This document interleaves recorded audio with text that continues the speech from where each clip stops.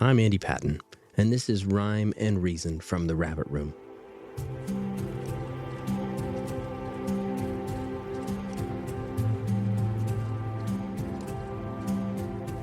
Each season, we look at the life and work of one poet, starting with Gerard Manley Hopkins.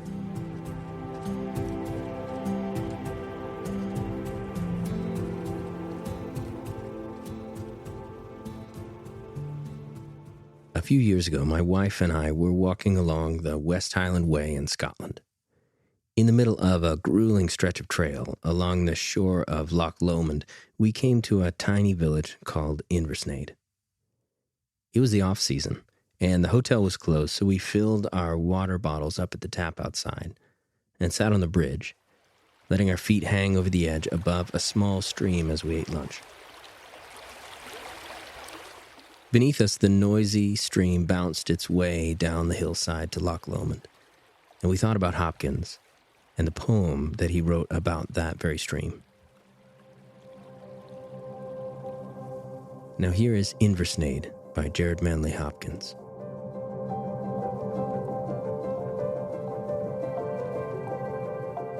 This darksome burn, horseback brown, his roll rock high road roaring down. In coop and in comb, the fleece of his foam flutes and low to the lake falls home. A wind puff, bonnet of fawn froth, turns and twindles over the broth of a pool so pitch black, fell frowning, it rounds and rounds, despair to drowning. Degged with dew, dappled with dew, are the groins of the braes that the brook treads through. Wiry heath packs, flitches of fern, and the bead bonny ash that sits over the burn. What would the world be once bereft? Of wet and of wildness? Let them be left. Oh, let them be left, wildness and wet. Long live the weeds and the wilderness yet.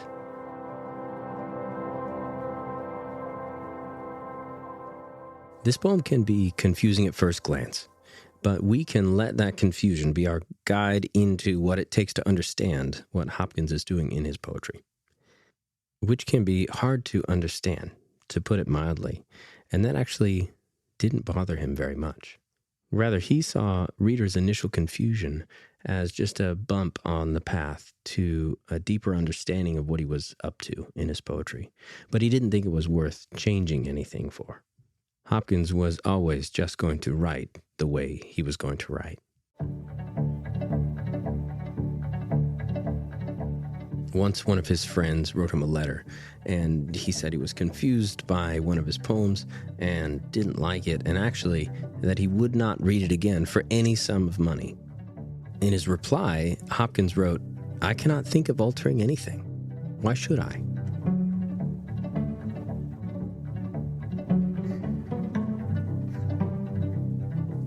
This friend was Robert Bridges, who would go on to be the Poet Laureate of England and Hopkins' posthumous editor. And Bridges later wrote an essay about how confusing Hopkins' work can be called The Oddities of Genius. In the essay, Bridges is pretty rough on his old friend, and he writes about the way Hopkins seemed to deliberately leave words out of sentences intending to create an aesthetic effect, but in Bridges' view, actually only making the poems less accessible. Bridges wrote in the article, and I love this turn of phrase, that, quote, "As regards oddity, the poet was himself fully alive to it, but was not sufficiently aware of his obscurity."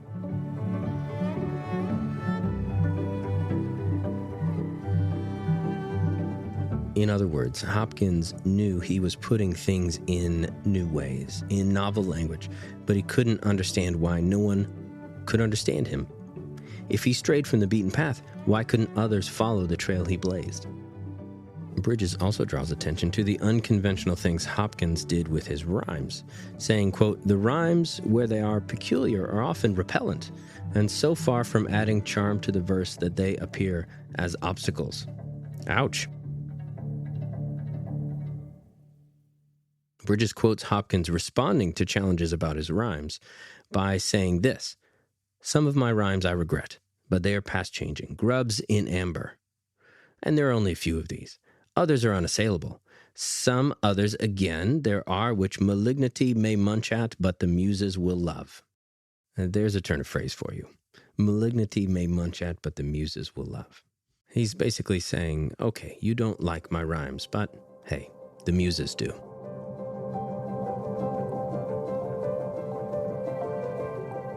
Hopkins is unrepentant.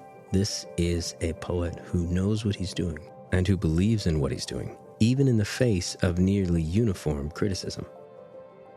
Which is all well and good, but the question remains for us, what are we supposed to do with how difficult these poems can seem?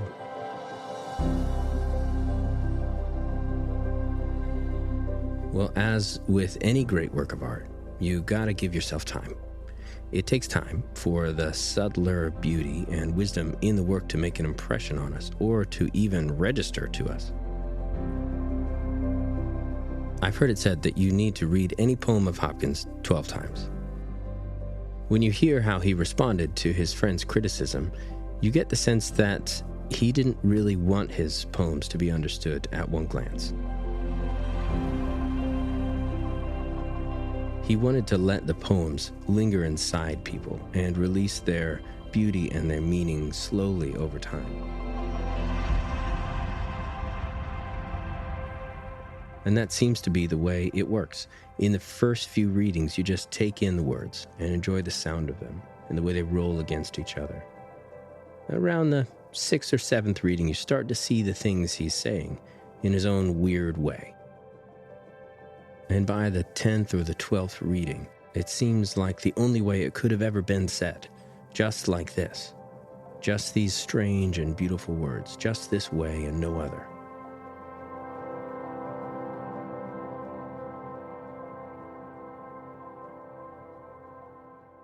Let's get back to the poem. In Inversnaid, Hopkins pairs these wonderful and unexpected words together to set the scene. The stream is a darksome burn. The rocks down the hillside are the roll rock high road over which the stream tumbles, frothing to foam. And there's a sense in which this poem just needs a bit of a glossary. The groins of the braes are the sides of the hills. The fawn froth is the deer-colored foam trapped in eddies in the running stream. And to be degged with dew is an old Scottish way of saying sprinkled. A heathpack is a clump of the heather that blankets the Scottish highlands. And the whole poem, and many other of Hopkins' most beloved poems, simply celebrates the goodness and beauty of the ordinary world. For Hopkins, God is always in the details of the world that he's made. The poem poses the question, what would the world be without this stream? This stream, and its everyday, taken for granted beauty.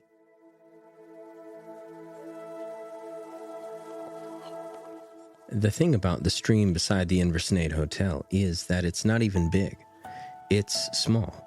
This is not Langston Hughes' muddy Mississippi. And yet the poem asks us, what would the world be without this wet and wildness?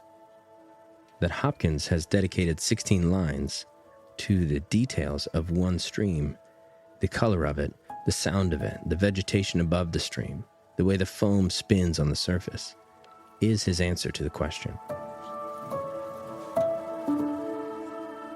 The last lines of the poem are carved into the Canongate wall of the Scottish Parliament building in Edinburgh.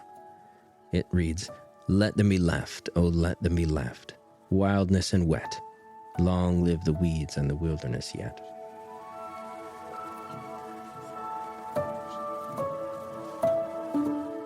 And now, with all that in mind, here is Inversnaid, read by Heidi Johnston.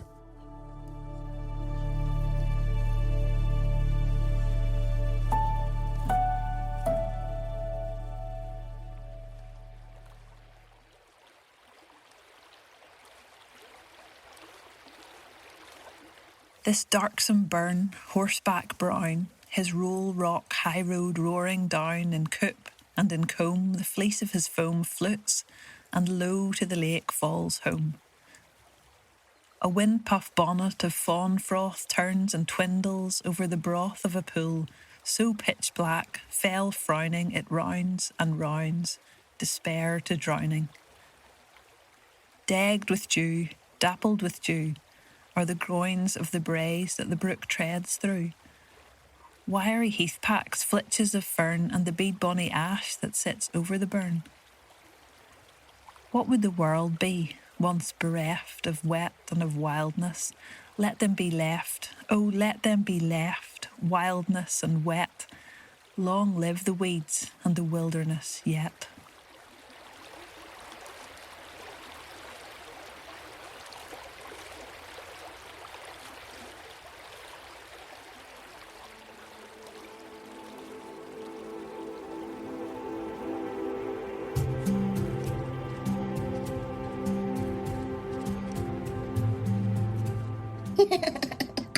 I'll say it.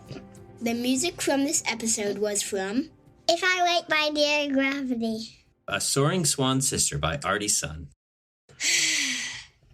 A Soaring Swan Sister by Ardie Son.